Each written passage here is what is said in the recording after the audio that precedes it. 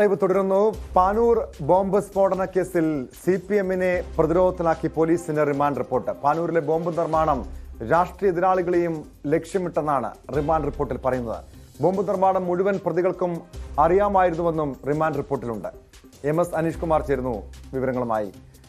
Aneesh, CPM ഈ പ്രതികളെ പൂർണ്ണമായും തള്ളിപ്പറയുന്നുണ്ട്. ഇതിന് പിന്നിൽ ഈ പ്രതികളാരും CPM-മായി യാതൊരു ബന്ധവുമില്ല എന്ന് പറയുന്നു. ഈ ബോംബ് നിർമ്മാണത്തെക്കുറിച്ച് പോലും അവിടുത്തെ പ്രാദേശിക നേതൃത്വം പോലും അറിഞ്ഞില്ല എന്ന് പറയുന്ന അതേ സാഹചര്യത്തിൽ തന്നെയാണ് പോലീസിന്റെ റിമാൻഡ് റിപ്പോർട്ട് വന്നിരിക്കുന്നത്. അത് CPM-നെ സംബന്ധിച്ച് ഈ തെരഞ്ഞെടുപ്പ് പാനൂരിലെ ബോംബ് നിർമ്മാണം സംബന്ധിച്ചുള്ള രാഷ്ട്രീയ എതിരാളികളെയും ലക്ഷ്യമിട്ടെന്നാണ് ഈ ബോംബ് നിർമ്മിച്ചതെന്നാണ് പോലീസിന്റെ റിമാൻഡ് റിപ്പോർട്ടിൽ പറയുന്നത്.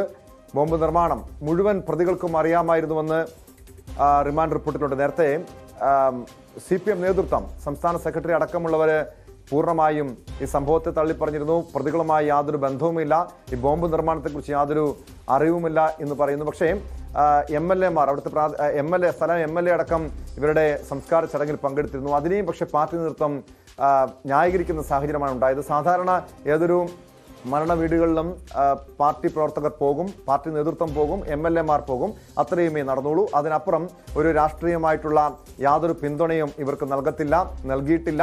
പാർട്ടിയുമായി പ്രതികൾക്ക്, DYFI പ്രവർത്തകർക്കടക്കം യാതൊരു ബന്ധവുമില്ല എന്ന് അവരെ പൂർണ്ണമായും തള്ളിപ്പറഞ്ഞുകൊണ്ടാണ് CPM നേതൃത്വം നേരത്തെ രംഗത്തെത്തിയത്. എന്തായാലും CPM-നെ സംബന്ധിച്ച് പോലീസിന്റെ റിമാൻഡ് റിപ്പോർട്ട് CPM-നെ സംബന്ധിച്ച് വലിയൊരു തിരിച്ചടിയാണ്. തെരഞ്ഞെടുപ്പ് അടുത്തിരിക്കുന്ന ഒരു പശ്ചാത്തലത്തിൽ ഇത് CPM-നെ വലിയ രീതിയിൽ പ്രതിരോധത്തിലാക്കുന്നുണ്ട്, പ്രതിക്കൂട്ടിൽ നിർത്തുന്നുണ്ട്.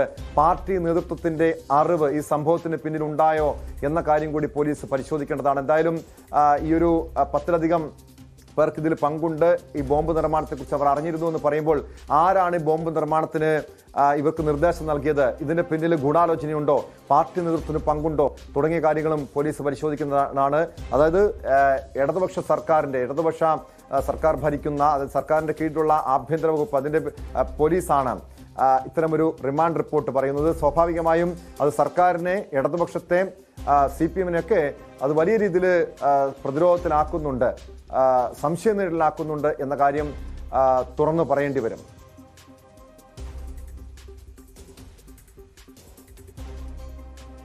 MS അനീഷ് കുമാർ ചേരുന്നു വിശദാംശങ്ങളുമായി. അനീഷ്, ഈ തെരഞ്ഞെടുപ്പ് അടുത്തിരിക്കുന്ന പശ്ചാത്തലത്തിൽ പോലീസിന്റെ റിമാൻഡ് റിപ്പോർട്ട് CPM-നെ സംബന്ധിച്ച് എത്രത്തോളം തിരിച്ചടിയാണ്? എത്രത്തോളം CPM-നെ പ്രതിരോധത്തിലാക്കും?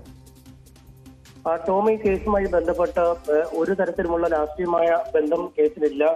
വ്യക്തികൾ തമ്മിലുള്ള, അല്ലെങ്കിൽ രണ്ട് സംഘങ്ങൾ തമ്മിലുള്ള കുടിപ്പകയാണ് ഇത്തരമൊരു സ്ഫോടനത്തിലേക്കും ഇത്തരം സംഭവങ്ങളിലേക്കും നയിച്ചത് എന്ന ഒരു വാദത്തിലാണ് അവർ എത്തിയിരുന്നത്. ഒപ്പം ഈ സ്ഥലത്തെത്തിയ DYFI നേതാക്കൾ അടക്കമുള്ളവർ രക്ഷാപ്രവർത്തനത്തിൽ ഏർപ്പെട്ടു എന്നുമാണ് CPM വാദിച്ചിരുന്നത്. എന്നാൽ ഇക്കാര്യങ്ങൾ പൂർണ്ണമായി ಖಂಡಿക്കുന്ന രീതിയിലുള്ള റിമാൻഡ് റിപ്പോർട്ടാണ് ഇപ്പോൾ പുറത്തു വന്നിരിക്കുന്നത്.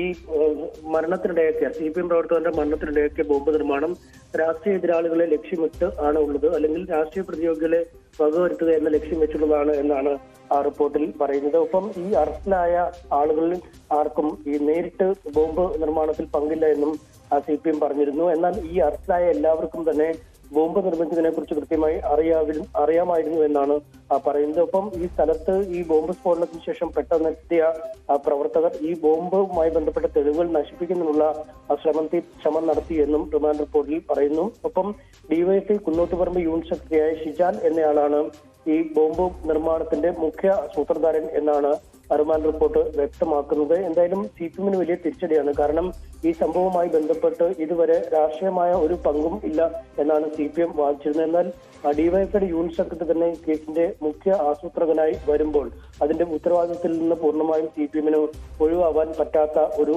സാഹചര്യമാണുള്ളത്. നേരത്തെ തെരഞ്ഞെടുപ്പ് മുന്നിൽ കണ്ട് പാർട്ടിയെ തകർക്കാനുള്ള നീക്കമാണ് ഈ വിഷയവുമായി ബന്ധപ്പെട്ട് നടക്കുന്നത് എന്നാണ് CPM പറഞ്ഞത്. DYFI-യുടെ യൂണിറ്റ് സെക്രട്ടറിയെ സ്ഥലത്ത് സന്നദ്ധ പ്രവർത്തനം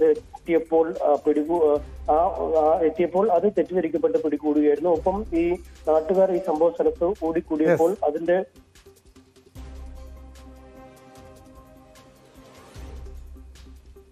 വ്യക്തമാണ്. കോഴിക്കോട് MS അനീഷ് കുമാറാണ് വിവരങ്ങൾ നൽകിയത്. പാനൂരിലെ ബോംബ് നിർമ്മാണം രാഷ്ട്രീയ എതിരാളികളെയും ലക്ഷ്യമിട്ടെന്നാണ് പോലീസിന്റെ റിമാൻഡ് റിപ്പോർട്ടിൽ പറയുന്നത്. CPMന്റെ വാദങ്ങൾ പൂർണ്ണമായും തള്ളുന്നതാണ് പോലീസിന്റെ റിമാൻഡ് റിപ്പോർട്ട്. സ്പോട്ട് ലൈവ് പൂർണ്ണമാകുന്നു. നമസ്കാരം.